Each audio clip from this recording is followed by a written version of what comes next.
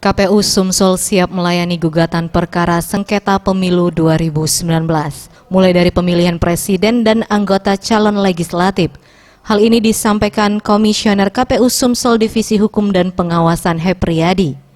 Ia mengatakan, untuk persiapan akan adanya gugatan perkara pemilu 2019, pihaknya telah melakukan koordinasi bersama KPU Kabupaten Kota di Sumatera Selatan agar selalu siap untuk menerima gugatan.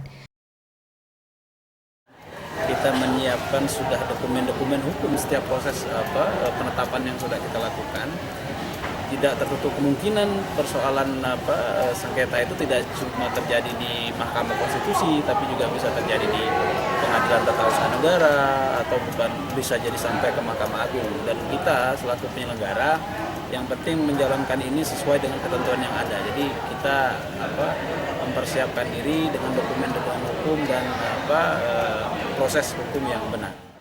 Biasanya gugatan perkara ini akan mulai dilakukan 3 hari pasca penetapan dari KPU. Kebanyakan yang menjadi perkara ketidakpuasan dari hasil penghitungan suara dan proses pencoblosan yang dianggap sering terjadi kecurangan. Tim Liputan, Sriwijaya TV.